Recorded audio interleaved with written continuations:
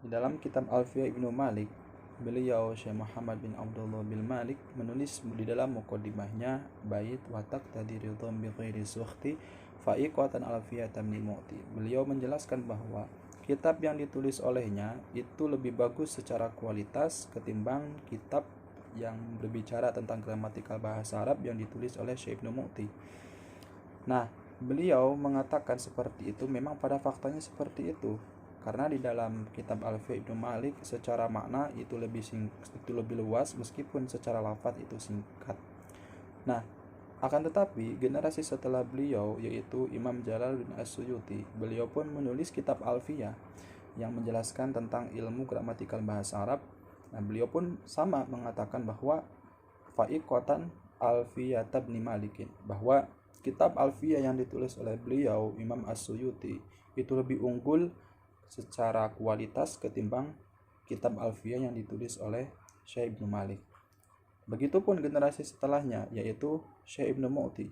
Beliau menjelaskan dan beliau mendeklarasikan bahwa kitab yang ditulis oleh Imam Al-Ajhuri itu lebih bagus ketimbang kitab Alfiyah yang ditulis oleh Imam As-Suyuti.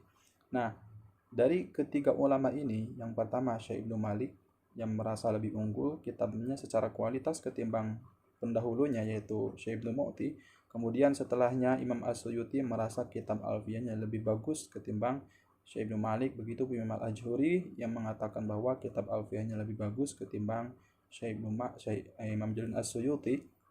Nah, di sini kita bisa ambil pelajaran bahwa memang ketika memang kita merasa sudah layak, ketika memang kita sudah bisa dan merasa sudah mumpuni, dan pada faktanya seperti itu, kita boleh mengakui karya kita itu lebih bagus ketimbang karya orang lain, tapi tanpa ada unsur menjatuhkan.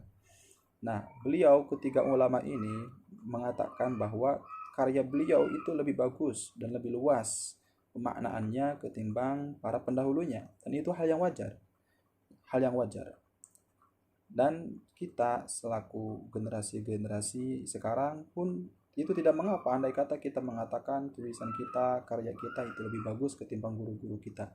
Kan tetapi tetap kita harus mengedepankan akhlak, mengedepankan etika.